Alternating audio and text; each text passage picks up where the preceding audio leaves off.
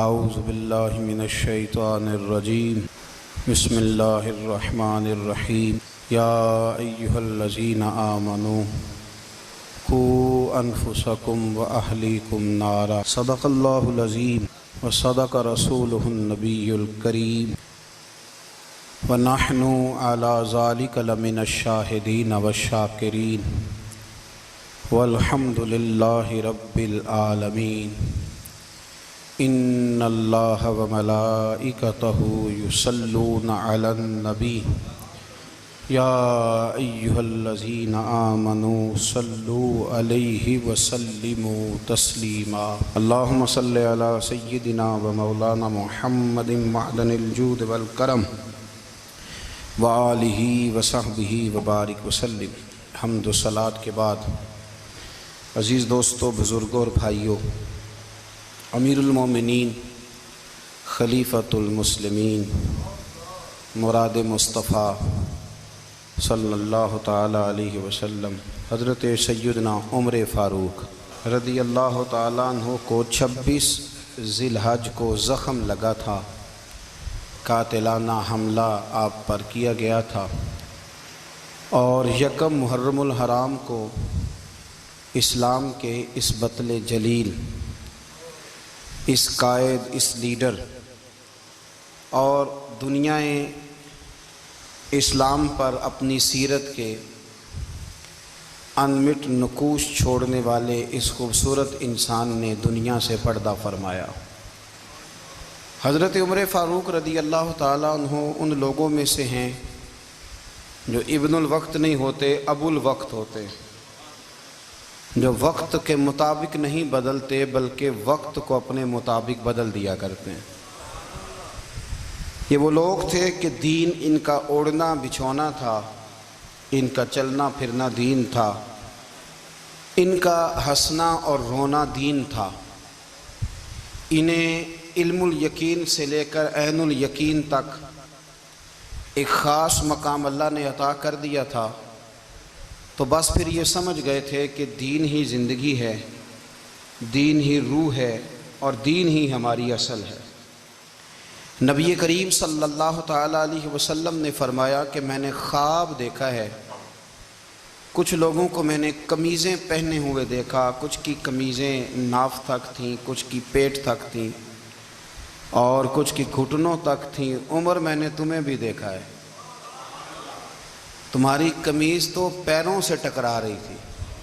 تو حضرت عمر کہنے لگے، حضور خواب کوئی دیکھتا ہے، تعبیر کوئی بتاتا ہے، پر یہاں کمال یہ ہے کہ خواب بھی آپ نے بتایا ہے، تعبیر بھی آپ ہی بتائیں گے۔ حضور پھر بتا دیں اس خواب کی تعبیر کیا ہے؟ تو حضور نے فرمایا تعبیر یہ ہے کہ کسی کا دین ناف تک، کسی کا گھٹنوں تک، کسی کا پیٹ تک، اور عمر تو سارا ہی دین میں لپٹا ہوا ہے، تو سارا ہی دیندار ہے، سارا ہی۔ حضرت عمر فاروق رضی اللہ تعالیٰ عنہ آئیڈیل ہیں، ایک ہیرو ہیں۔ ان کی زندگی کے درجنوں پہلو ہیں، ہر سال ہم ایک پہلو بیان کر دیتے ہیں، کبھی عدل و انصاف پہ بات کر لیتے ہیں، کبھی نظام حکومت پر۔ ان کی زندگی کا ایک پہلو آج بھی ہماری گفتگو کا عنوان رہے گا، پر حضرت عمر کا مرتبہ اور مقام یہ ہے کہ نبی کریم علیہ السلام نے فرمایا کہ جبریل امین 950 سال میرے عمر کی شان بیان کریں تو عمر کی شان ختم نہیں ہوتی۔ 950 سال اگر حضرت جبریل بھی بیان کریں تو یہ مقام ہے سیدنا فاروق اعظم کا۔ اللہ تبارک و تعالیٰ نے جس طرح سارے نبیوں میں شان حضور کو عطا فرمائی، اسی طرح تمام نبیوں کے حواریوں میں سب سے زیادہ شان حضور کے غلاموں کو عطا فرمائی۔ قرآن مجید میں اللہ کریم نے فرمایا یا ایھا الذین آمنوا قوا انفسکم واہلیکم نارا، فرمایا اے ایمان والو، خود بھی جہنم کی آگ سے بچو اور اپنے گھر والوں کو بھی دوزخ کی آگ سے بچاؤ۔ خود بھی بچو اور اپنے گھر والوں کو بھی، کس کو جی؟ ہماری ساری نصیحتیں باہر والوں کے لیے ہیں۔ باہر ہمیں بہت بڑا لیکچر بھی دینا پڑے تو چلتا ہے، بہت بڑی داستان سرائی بھی کرنی پڑے تو چلتی ہے۔ سٹیٹس اور معیار یہ ہے کہ سارا کچھ باہر والوں کے لیے، اور گھر کے وہ پھول جن کی آبیاری بھی ہم نے کرنی تھی، کوئی جڑی بوٹیاں اور گائیں تو وہ کاٹنی بھی ہم نے خود تھیں، دھوپ اور چھاؤں کا خیال بھی ہم نے رکھنا تھا، وہاں ہماری نظر نہیں ہوتی۔ پڑوسی کے بچے کیا کر رہے ہیں یہ سارا پتہ ہوتا ہے، اور میرے گھر میں کیا گل کھل رہے ہیں اس کی مجھے خبر نہیں ہوتی۔ حضرت عمر فاروق نے جب یہ آیت نازل ہوئی تو فوراً عرض کیا، یا رسول اللہ صلی اللہ علیہ وسلم، اس کا کیا مطلب ہے کہ خود بھی دوزخ کی آگ سے بچو اور اپنے گھر والوں کو بھی بچاؤ؟ تو نبی کریم علیہ السلام نے فرمایا، عمر اس کا مطلب یہ ہے کہ جن چیزوں کا اللہ رسول تمہیں حکم دیتے ہیں تم اپنے گھر والوں کو ان چیزوں کا حکم دو، اور جن چیزوں سے اللہ رسول تمہیں منع کرتے ہیں تم اپنے گھر والوں کو بھی ان چیزوں سے منع کرو۔ حضرت عمر فاروق کی زندگی میں جو چیز آپ کو بہت زیادہ ملے گی نا، وہ یہ ہے کہ آپ نے جتنا کڑا احتساب محاسبہ باہر والوں کا کیا ہے نا، اس سے زیادہ بڑھ کے اپنا اور اپنے گھر والوں کا کیا ہے۔ یہ بڑا عجیب معاملہ ہے کہ ہم جتنے لوگ ہیں ہمارا معیار یہ ہے کہ سامنے والا غلط ہے اور میں ٹھیک، یعنی دوسرے کا بچہ گلی میں نظر آ جائے تو اس کی غلطیاں نکلنی شروع ہو جائیں گی، اور میرا بچہ سارا شہر گھوم آئے ایک ٹائر پہ موٹر سائیکل پہ، تو ہم کہتے ہیں کہ ابھی بچہ ہے، انشاءاللہ سیانا ہو جائے گا۔ اگر ابا جی آج تک سیانے نہیں ہوئے کہ اس کو سمجھا لیں، تو پھر بیٹے کا سیانا ہونا تو ہو سکتا ہے کہ وہ 60-70 سال لگ ہی جائیں۔ گھر کے اندر جب تک توجہ نہیں ہوتی، اور سب سے پہلے جب تک اپنی ذات پر توجہ نہیں ہوتی، تو والد کا جب تک کردار بچے نہیں دیکھتے جب تک، اتنی دیر تک ان کا تبدیل ہونا ممکن نہیں ہوتا۔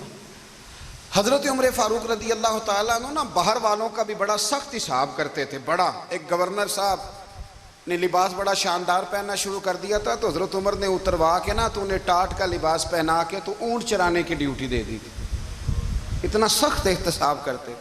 کسائی کی دکان پر بھی 1-2 گھنٹے کھڑے ہوتے تھے۔ جو آدمی مسلسل 2 دن گوشت خریدتا تھا نا، فرماتے تھے اس کا ٹیکس بڑھا دو، لوگوں کو دال نہیں مل رہی اور یہ روز گوشت کھاتا ہے۔ حضرت فاروق اعظم، اس کو جزیہ کہا جاتا تھا، یا کچھ اور معاملات ہوتے تو بڑھا دیتے تھے۔ مسلسل جو 2 دن آدمی گوشت کھاتا تھا، فرماتے تھے مدینے میں غربت ہے، اگر یہ والا نظام تم کرو گے تو غریب لوگ کس کی طرف دیکھیں گے۔ لیکن اس سے زیادہ بڑھ کر جو ان کی زندگی کا معیار اور سٹیٹس تھا وہ یہ تھا کہ اپنے گھر کا خاص خیال رکھتے، خاص توجہ کرتے۔ ملک شام سے اور ایران سے کچھ لوگ آپ کی خدمت میں آئے، تو وہاں سے کچھ کنیزیں بھی آئیں، ان کے بادشاہ پیغام لے کے۔ شاہ ایران کی کنیز کو ملکہ نے کہا کہ نا حضرت عمر کی زوجہ کو دیکھ کے آنا ذرا کس طرح کی ہے۔ ہمارے ملک میں کیا کہتے ہیں، خاتون اول، جی خاتون، باقی سارے دووں میں خاتون اول، ذرا خاتون اول کو دیکھ کے آنا۔ تو وہ جب آئی نا گھر میں ملنے، تو کہا کہ مجھے میری ملکہ نے کہا تھا کہ عمر کی زوجہ سے، اہلیہ سے ملاقات کر کے آنا۔ تو حضرت عمر کی اہلیہ نے نا ایک جوڑا کپڑوں کا دے دیا ملکہ کے لیے، اور ایک خوشبو کی شیشی دے دی۔ اب جب وہ تحفے وہاں بھیج گئے تو اس ملکہ نے نا کچھ سونے کا سامان بھیجا، کچھ زیورات بھیجے، کچھ تحائف بھیجے۔ جب حضرت عمر کے گھر آئے نا، وہ خادم لے کے آیا، اس نے کہا جی آپ کی اہلیہ نے تحفے بھیجے تھے، تو جواب میں شاہ ایران کی بیوی نے، یہاں جس ملک کا وہ سفیر تھا، انہوں نے بھی یہ بھیجیں۔ تو حضرت عمر فاروق نا وہ تحفے لے کے گھر گئے، تو جا کے کہنے لگے اپنی اہلیہ سے، یہ تو کب سے تحفے تحائف بھیجنے لگ گئی ہے، یہ کب سے نظام شروع ہو گیا؟ تو کہ حضور تحفہ دینا لینا تو ٹھیک ہے، سنت ہے، محبت بڑھتی ہے، تو یہ کوئی قباحت نہیں، اور میں نے اپنی ذاتی استعمال کے لیے جو چیزیں رکھی تھی وہ میں نے دی ہیں۔ تو حضرت عمر فاروق رضی اللہ تعالیٰ عنہ فرمانے لگے، ہم نے کسی ملک کے ساتھ اور اس کے بادشاہ کے ساتھ ذاتی تعلق نہیں بنانا، تعلق جو بھی بنے گا رسول اللہ کے دین کی برکت سے بنے گا۔ ذاتی رشتے نہیں ہم نے قائم کرنے، ذاتی۔ آپ کے ملک کی جو ایئر لائن جس کا ہر سال خسارے کا ڈنڈورا پیٹا جاتا ہے نا، وہ ہمارے بادشاہ صاحب اور صدر صاحب اگر غیر ملکیوں کو گھوڑا کبھی بھیجنا ہو نا، گھوڑا، تو پورا ایک جہاز گھوڑا لے کے تحفے میں جاتا ہے، پورا جہاز غریب قوم کا یہ سرمایہ، اور قوم بڑی بادشاہ ہے، لائنوں میں لگ کے ووٹ دیتی ہے۔ 2 کام ہمیشہ لائن میں لگ کے کرنے، ایک بل لائن میں لگ کے جمع کرانا ہے، اور ایک ووٹ لائن میں لگ کے، تاکہ پھر پورے 5 سال لائن میں ہی لگے رہیں۔ مرضی سے آپ ووٹ دینا، پر جو بات درست ہے اس کو سنو۔ حضرت عمر فاروق رضی اللہ تعالیٰ عنہ نے اپنی اہلیہ سے پوچھا کتنے کا تھا وہ تیرا جوڑا اور خوشبو کی شیشی؟ انہوں نے کہا 3 دینار کی۔ فرمایا یہ 3 دینار تیرے اور باقی جو تحفے آئے ہیں وہ تو خود کہہ، چونکہ اس نے تیرے نام بھیجے ہیں، تو کہہ کہ میں مال غنیمت میں دیتی ہوں، تو کہہ میں مسلمانوں کو کہہ۔ تو زوجہ ہنس پڑی، کہنے لگی میں نہ بھی کہوں تو مجھے کہنا تو پڑے گا ہی، کہنا تو میں نے ہے ہی، کیونکہ سامنے عمر فاروق ہیں، لہذا فرمایا کہہ دیتی ہوں میں نے دیا خزانے کو۔ حضرت عمر نے جمع کرا لیا۔ میں یہ کیا بات ہوئی؟ میرے گھر والے جو مرضی کریں، ان کا معیار زندگی جس طرح کا مرضی ہو۔ اور حضرت عمر ایک جملہ کہا کرتے تھے، اللہ کرے کہ یہ باتیں اس دور حاضر میں ہماری سمجھ میں آئیں۔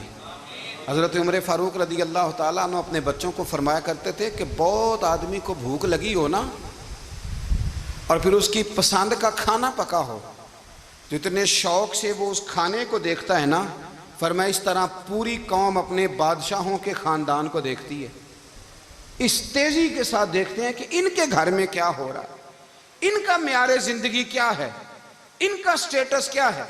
سیدنا فاروق اعظم رضی اللہ تعالیٰ عنہ نے اپنے گھر کے اندر اپنے بچوں، آپ کے بچے دونوں کاروبار کے لیے مصر گئے، تو وہاں کے گورنر صاحب نے لوگوں سے، ایک بہت بڑا قافلہ گیا مدینے سے مصر تجارت کے لیے، جاتے ہیں نا آج بھی قافلے کئی ملکوں میں، تو یہ گئے تجارت کے لیے۔ تو حضرت عبداللہ ابن عمر، حضرت عبید اللہ ابن عمر، حضرت عمر کے دونوں بیٹے گئے۔ جناب عمر فاروق کے بچے جب وہاں پہنچے تو مصر کے گورنر نے نا لوگوں کو تعارف کرایا کہ یہ عمر فاروق کے بیٹے ہیں، یہ حضرت یہ چودھری کے بیٹے کو کون بتاتا ہے کہ تو چودھری کا بیٹا ہے؟ باہر والے بتاتے ہیں، گھر والے جی؟ اور سیٹھ صاحب کے بیٹے کو کون بتاتا ہے کہ تو سیٹھ صاحب کا بیٹا ہے؟ اور مالک کو کون بتاتا ہے کہ تو مالک کا بیٹا ہے اور یہ کرایہ دار ہے؟ یہ کون بتاتا ہے؟ یہ سوچ ہم دیتے ہیں بچوں کو، چودھری اور کمی کی سوچ، امیر اور غریب کی سوچ، مالک اور کرایہ دار کی سوچ، گھر کے مالک کی اور کام کرنے والے کی سوچ، یہ ہم دیتے ہیں۔ یاد رکھنا، یہ ہم دیتے ہیں، یہ ہمارا مزاج ہے، یہ باہر سے نہیں آتی۔ تو کوئی شہزادہ ہے، تو سیٹھ ہے، تو نواب ہے، یہ سوچ باہر سے نہیں آتی، یہ اماں سوچ دیتی ہے، اماں، یہ ابا سوچ دیتا ہے۔ اور پھر جب تباہی اترتی ہے تو اس کے ذمہ دار بھی باہر والے نہیں ہوتے، گھر والے ہوتے ہیں، گھر والے۔ ہمارے بچوں کی طبیعتوں پر زیادہ نقش باہر والوں کا نہیں ہوتا، گھر والوں کا ہوتا ہے، یاد رکھیے گا۔ حضرت عمر فاروق رضی اللہ، بچے ہیں، شہزادے ہیں، وہ کاروبار کرنے گئے اور وہاں لوگوں نے بتایا گورنر صاحب نے کہ یہ فاروق اعظم کے بچے امیر المومنین کے۔ لوگوں نے ان سے زیادہ مال خریدا، تجارت میں زیادہ نفع ہوا، ظاہر ہے کہ وہ آپ کے جو اللہ خیر کرے حکمران ہیں، ان کے کاروبار کتنے ملکوں میں ہیں، کس بنیاد پر ہیں؟ وہ صرف اس بنیاد پر کہ وہ حکمران رہے، ان کے لیے آسان تھا بڑے لوگوں سے تعلقات بنانا۔ حضرت عمر فاروق رضی اللہ تعالیٰ عنہ کے بچے ڈھیروں مال کما کے جب واپس آئے نا، تو حضرت عمر سے آ کے بچوں نے بطور محبت کا، ابا جی اللہ نے بڑا ہی فضل کیا ہے، بڑا مال کمایا الحمدللہ، یہ دیکھیں کتنا نوازا ہے۔ تو حضرت عمر کہنے لگے سارے قافلے نے اتنا ہی کمایا ہے؟ سارے قافلے نے اتنا ہی کمایا ہے؟ کہ حضور نہیں، سارے قافلے نے اتنا نہیں کمایا، سب کو اتنا نہیں ملا۔ وہ تو وہاں گورنر صاحب نے لوگوں کو تعارف کرایا تھا کہ یہ عمر کے بچے ہیں، تو لوگوں نے پھر ہم سے بڑا ہی خریدا۔ تو حضرت عمر فرمانے لگے ٹھیک ہو گیا، میں بات سمجھ گیا، اس طرح کرو جو تمہاری اصل زر تھی نا، جو راز تھی وہ رکھ لو، اور باقی سارا مال خزانہ میں جمع کرا دو، اس لیے کہ یہ تم نے تجارت نہیں کی، یہ تم نے اپنے باپ کا نام بیچا ہے، یہ تم نے امیر المومنین کے بیٹے ہونے کا فائدہ اٹھایا ہے۔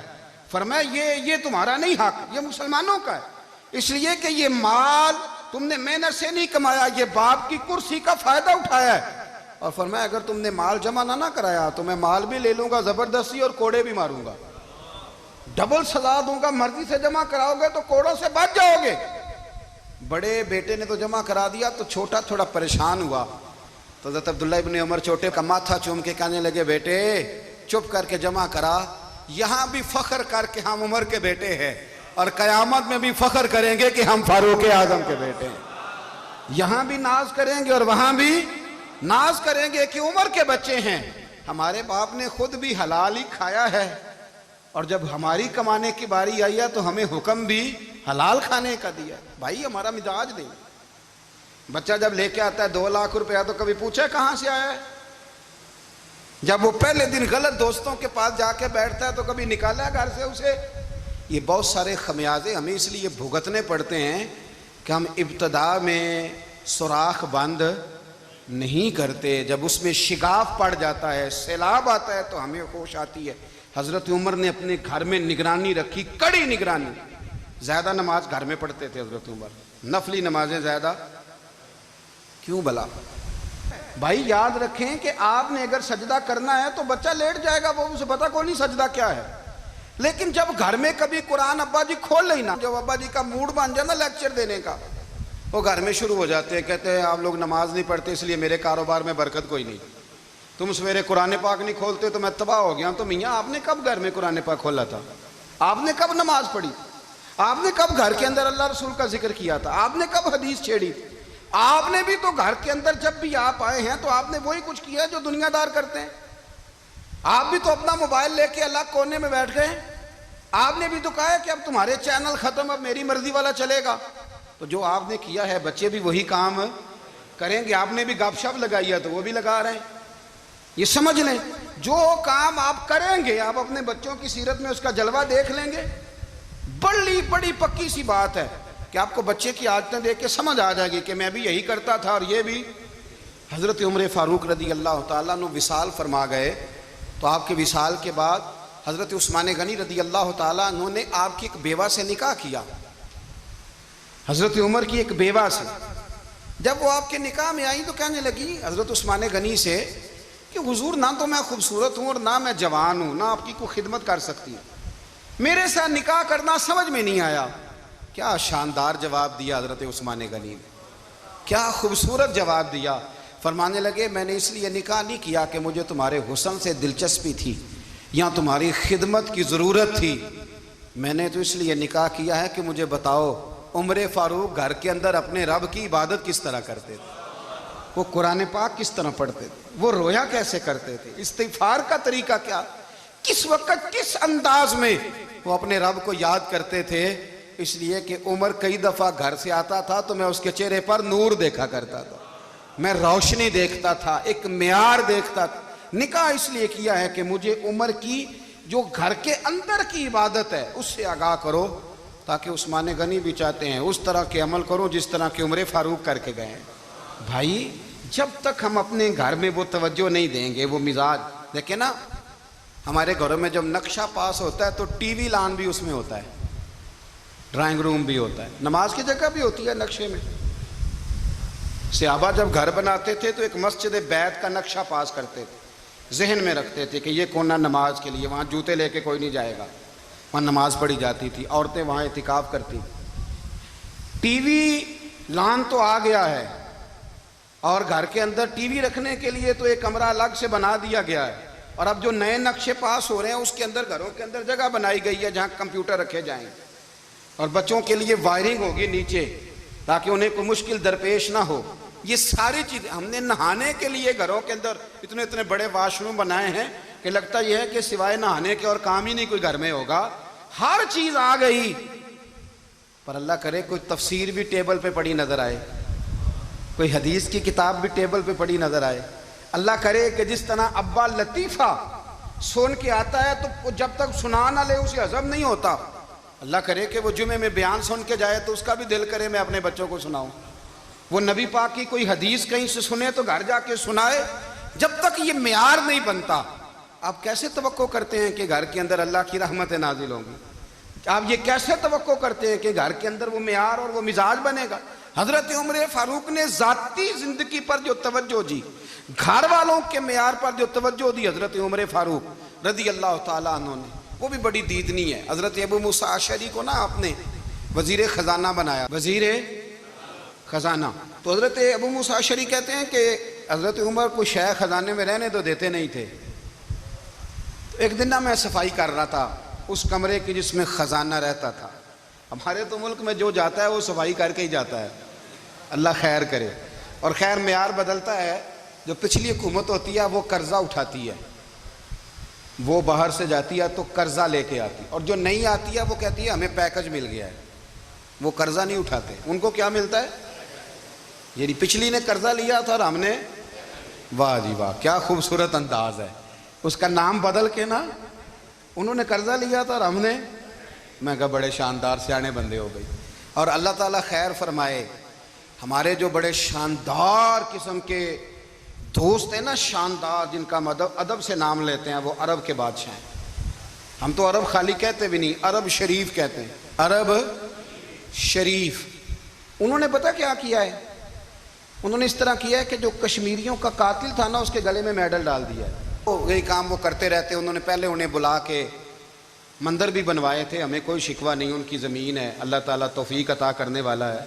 پر خیال یہ تھا کہ چلو کشمیریوں کے زخم پر نمک نہ چھڑکتے, 2 مہینے انتظار کر لیتے, کچھ حالات سنور جاتے, کچھ تھوڑا انتظار. ہیں ہمارے دوست, ہمارے وزیر اعظم صاحب جب جاتے ہیں تو وہ پھولوں کا ہار ڈالتے ہیں ہمارے دوست. لیکن انہیں وہ حدیث یاد نہیں کہ نبی پاک علیہ السلام نے فرمایا جب میرے مومن کو تکلیف ہوتی ہے تو مجھے بھی گنبد خضرا میں تکلیف ہوتی ہے. انہیں نہ کشمیریوں کا خون یاد نہیں آیا, انہیں برہان وانی کی کٹی ہوئی لاش یاد نہیں آئی, انہیں 30,000 بیوہ عورتیں 30,000 بیوہ عورتیں یاد نہیں آئی, 30,000 بیوہ عورتیں جن کے سہاگ اجڑ گئے, اور انہیں 1.25 لاکھ یتیم بچہ یاد نہیں آیا جو یتیمی کی زندگی گزار رہا ہے. اور اس کے باوجود بہت بڑے ذمہ دار ہیں وہ. مجھے پڑھ لینے دو آج احمد فراز کا شعر. وہ ہمارے مکتب کوئی ایسا نہیں کہ وہ مولوی تھا, وہ غیر جانبدار تھا, پر مجھے آج پڑھ لینے دو اس کا شعر. ایک کلیجے کا درد ہے, پڑھ لینے دو.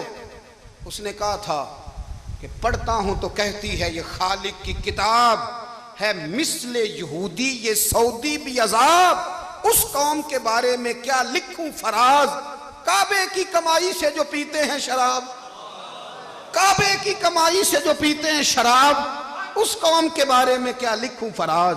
کہ کعبے کی کمائی سے جو پیتے ہیں شراب, میں خیال نہیں آیا تمہارا صرف دین یہ ہے کہ قبریں گرا دو, مزارات گرا دو, فقط یہ دین ہے؟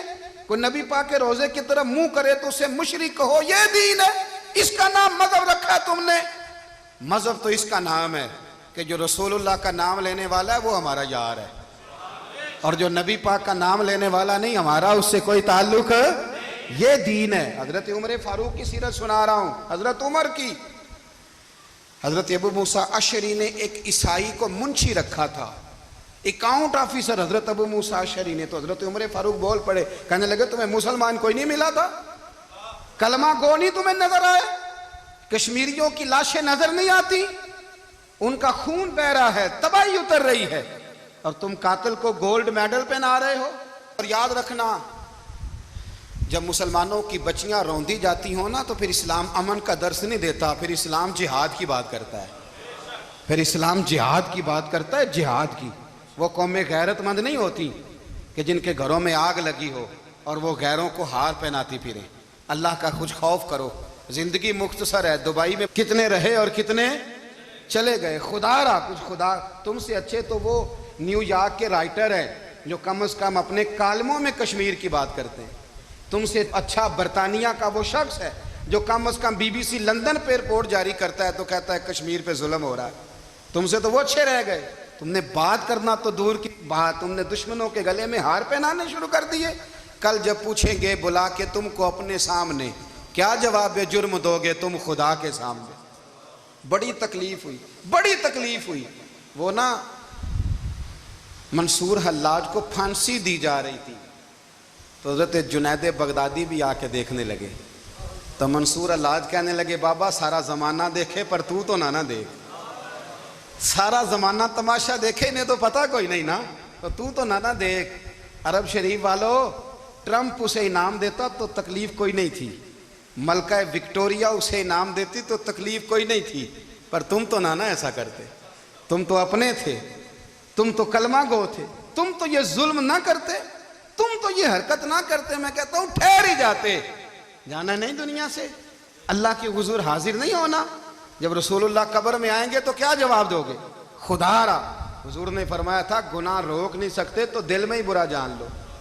ذالک اضعف الایمان، یہ کمزور ایمان ہے، کم از کم اتنی حد تک تو آ جاؤ، دشمن سے گلے تو نہ ملو.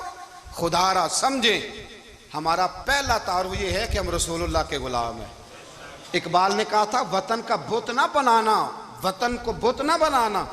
اقبال کہنے لگے ان تازہ خداؤں میں بڑا سب سے وطن ہے، جو پیرہن اس کا ہے وہ مذہب کا کفن ہے. اس لیے کہ بازو تیرا توحید کی قوت سے قوی ہے، اسلام تیرا دیس ہے. اسلام تیرا دیس ہے، کیونکہ تو مصطفی ہے، تو نبی پاک والا ہے، مصطفیٰ والا. اسلام تیرا دیس ہے، تو مصطفی ہے. امریکہ میں جو مسلمان رہتا ہے ہمارا بھائی ہے، اور پاکستان میں جو مرزائی رہتا ہے اس سے ہمارا کوئی تعلق نہیں ہے. حضرت عثمان غنی نے اپنے چچا کے بیٹے سے کہا تھا کہ تو کلمہ نہیں پڑھتا تو تیرا میرا رشتہ کوئی نہیں. بلال حبش سے آیا ہے پر میرے نبی کا غلام ہے تو سگے بھائیوں سے بھی آگے ہے. ہزاروں قومیں وجود میں آئیں دہر میں خشک و تر کے رشتے سے، پر ہم نے بنیاد دوستی رکھی یاد خیر البشر کے رشتے سے. اپنی ملت پر قیاس اقوام مغرب سے نہ کر، خاص ہے ترکیب میں قوم رسول ہاشم. کچھ خیال کرے. پہلا تعارف دین ہے، اگر دین نہیں تو پھر کسی وطن کی کوئی ضرورت. اس لیے کہ پاکستان کا تصور اقبال نے پیش کیا نا، تو اقبال کہنے لگے ان تازہ خداؤں میں بڑا سب سے وطن ہے جس کو تم بت بنا کے پوجتے ہو. ہمارا وطن تو ہمیں جان سے زیادہ پیارا ہے، پر پہلے پاکستان نہیں، پہلے اسلام. پہلے اسلام تیرا دیس ہے، تو مصطفی ہے. تو آمدام برسر مطلب حضرت عمر فاروق رضی اللہ تعالی عنہ. حضرت سیدنا ابو موسیٰ اشعری کہتے ہیں کہ میں نے نا صفائی کی، مال غنیمت کی میں نے صفائی کی، تو ایک دینار مجھے نا کہیں پڑا ہوا مل گیا. تو فرماتے ہمیں اجازت ہوتی تھی کہ ایک آدھ دینار ہم اپنی مرضی سے کہیں خرچ کر سکتے تھے. اگر آپ ناراض نہ ہوں تو ہمارے ہاں جب چیئرمین صاحب ناظم صاحب ٹھیکے دیتے ہیں تو ٹھیکیدار ان کا چھوٹا بھائی ہوتا ہے، یا چچا کا بیٹا ہوتا ہے، یا خالہ کا بیٹا ہوتا ہے. وہ خود ناظم ہوتے ہیں اور ان کا چھوٹا بھائی ٹھیکیدار ہوتا ہے. یعنی وہ نا سارا کچھ گھر کے اندر ہی رہتا ہے. گھر کے اندر ایک پیسہ دیتا ہے، دوسرا واپس اس کو واپس کر دیتا ہے، گھر کے اندر ہی. اب تو خیر ہمارے لوگ سمجھدار ہو گئے. ایک بندہ ایک سیاسی جماعت میں ہوتا ہے، دوسرا دوسری میں، اور تیسرا جس کی بھی حکومت آئی حکومت تو ہماری رہے گی نا. ایک بندہ تو ہے نا اس جماعت میں. یہ اچھا لوگوں نے ایک طریقہ نکالا ہے. تو حضرت عمر کے بیٹے گزر رہا تھا تو حضرت ابو موسیٰ اشعری کہتے ہیں میں نے صفائی کی تو ایک دینار نکلا. تو میں نے وہ ایک دینار نا حضرت عمر کے بیٹے کو دے دیا. میں نے کہا لو بیٹا اپنے چچا کی طرف سے تحفہ. اور گھر جا کے انہوں نے حضرت عمر کو بتایا کہ چچا نے پیسے دیے ہیں. چھوٹے بچے تھے. حضرت عمر نے حضرت ابو موسیٰ اشعری کو بلا لیا اور بلا کے فرمانے لگے میں تو تمہیں اپنا دوست جانتا تھا اور تو نے میری اولاد کو ہی دنیا دار بنانا شروع کر دیا. میرے بچوں کو ہی تم نے دنیا دار پیسوں پہ لگانا شروع کر دیا. میں تو تمہیں یار سمجھتا تھا. فرمایا تمہیں چاہیے تھا میرے بیٹے کو نصیحت کرتے کہ بیٹا پیسوں سے رب راضی نہیں ہوتا، اس کی رضا والے کام کیے جائیں تو رب راضی ہوتا ہے. اور فرمایا تمہیں کوئی اور گھر نہیں ملا تھا تباہ کرنے کے لیے، میرا ہی گھر ملا تھا. اٹھاؤ اپنا دینار اور خبردار آج کے بعد میرے بچوں کے ساتھ یہ والی نیکی نہ کرنا. اور ہمارا کیا سٹیٹس ہے؟ دوستی ہے یہ اس سے جو تحفے زیادہ دے، جو بچوں کو خراب کرنے میں مدد زیادہ کرے اس کے ساتھ یہ رہنا. حضرت عمر نے گھر پہ اور سب سے بڑھ کر اپنی ذات پہ توجہ کی. حضرت ابو مالک رضی اللہ تعالیٰ عنہ کہتے ہیں میں عمر کے پیچھے پیچھے ایک باغ میں گیا، اکثر اس باغ میں جایا کرتے تھے. اور عمر جا کے نا تو درخت کے نیچے بیٹھ گئے اور فرمانے لگے او امیر المومنین اللہ سے ڈر جا، ورنہ جس رب نے حکومت دی ہے وہ عذاب بھی بڑا دے گا. ڈر جا رب سے. کبھی ساری زندگی حضرت عمر نے اپنا کوئی تعارف نہیں کرایا، کبھی نہیں. ایک بندے نے آپ کے سامنے تعریف کر دی آپ کی تو فرمانے لگے تو خود بھی ہلاک ہوا اور مجھے بھی ہلاک کر دیا. کیا ضرورت پڑی ہے میری تعریفیں کرنے کی؟ اتنی دیر میری تعریف میں لگائی. اللہ کا ذکر کرتا رب تجھے ثواب دیتا، حضور پہ درود پڑھتا تو رب تیرے اوپر رحمتیں نازل کرتا. کس چکر میں؟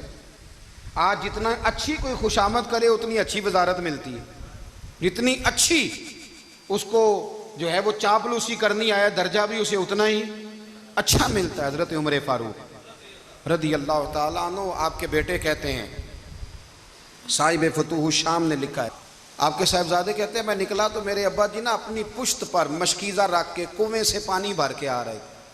میں دوڑ کے آگے گیا, میں نے کہا ابا جی مجھے دے دے. فرمانے لگے بیٹا تیرا کیا خیال ہے, کوئی اور نہیں تھا مشکیزہ بھر کے لانے کے لیے, تیرا کیا خیال ہے؟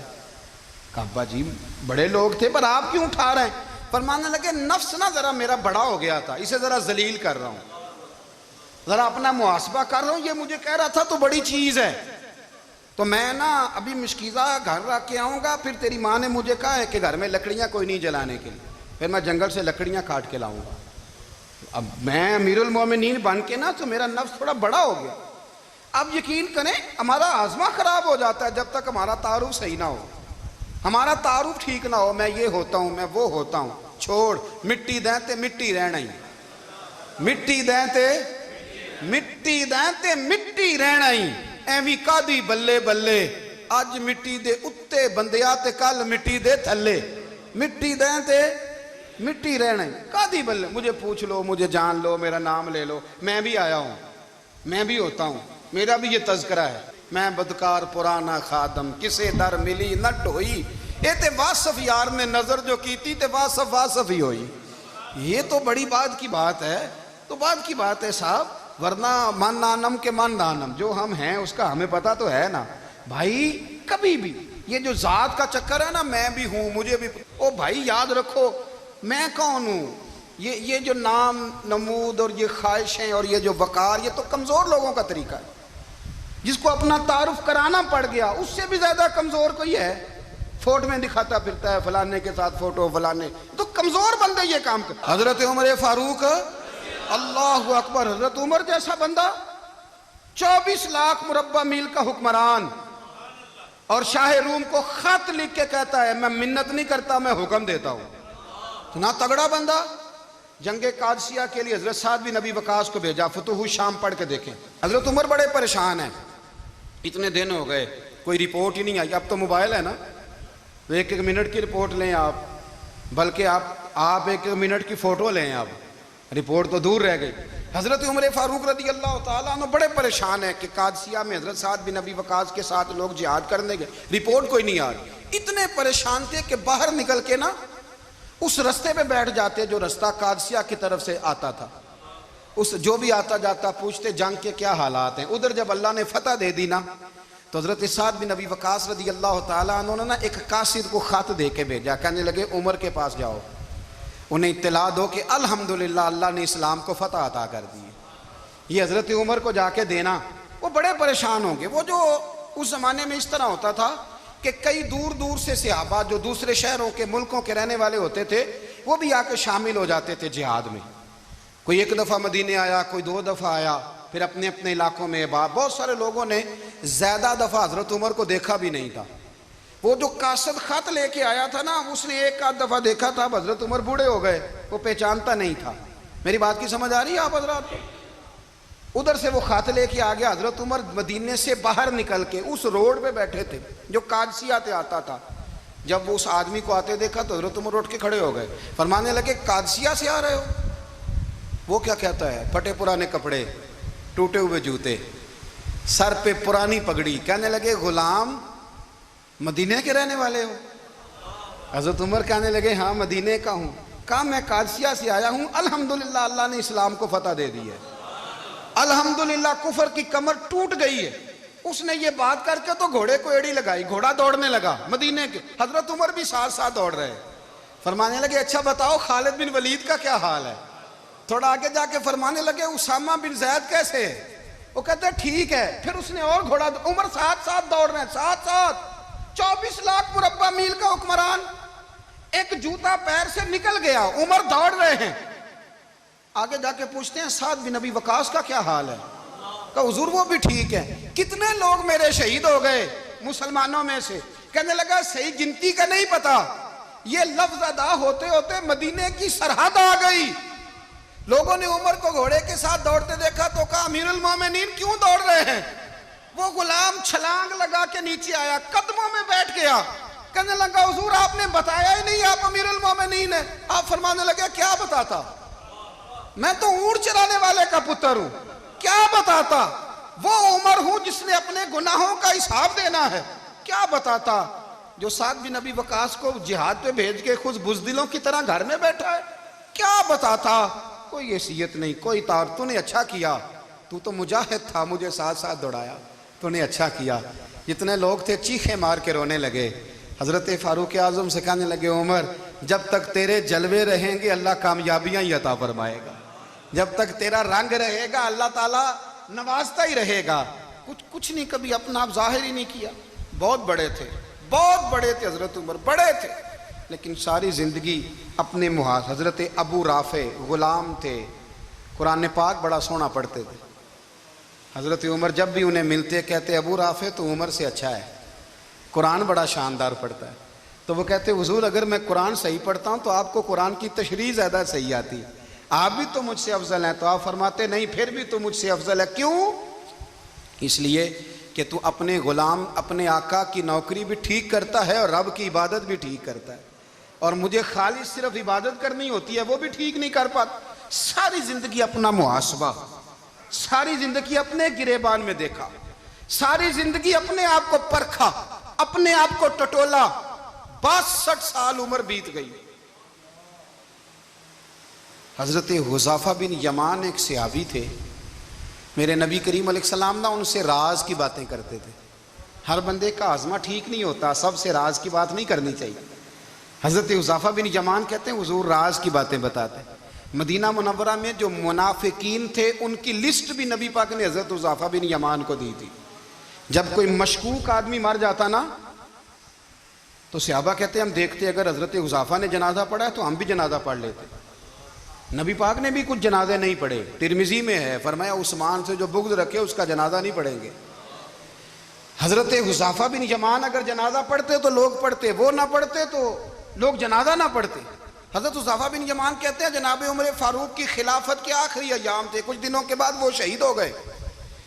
فرماتے آدھی رات کا وقت تھا، میں گھر میں سویا تھا بڑا بے فکر، اچانک میرے دروازے پہ دستک ہوئی، میں گھبرا کے اٹھا، اتنی رات کو کون آیا؟ کہتے ہیں قربان جاؤں، دروازے پہ گیا تو امیر المومنین فاروق اعظم دروازے پہ۔ میں نے کہا عمر کوئی حکم تھا تو مجھے بلا لیتے۔ کہنے لگے میں نا امیر بن کے نہیں آیا، تیرا ویر بن کے آیا ہوں۔ امیر المومنین کی حیثیت سے سرکاری کام سے بلاتا تو وہاں بلاتا، مجھے ایک ذاتی کام پڑ گیا۔ کہتے ہیں میں نے عمر کو گھر کی اندر بلا کے چارپائی پہ بٹھایا، میں نے کہا حضور میں غریب آدمی، میں کیا آپ کے کام آ سکتا ہوں؟ تو کہتے ہیں انہوں نے نا مجھے ساتھ بٹھا لیا، پھر میرا ہاتھ پکڑ لیا، کہنے لگے تو عمر کو جانتا ہے؟ عمر جھوٹ نہیں بولتا، تو جانتا ہے عمر وعدوں کا پکا ہے؟ کہا حضور جانتا ہوں۔ کہا میں اس وقت آیا ہوں جب دیکھ بھی کوئی نہیں رہا۔ حضرت حذیفہ بن یمان کہتے ہیں پریشان ہو گیا، حضور پہلیاں نہ بجھوائیں، مہربانی کریں بتائیں کدھر آئے ہیں؟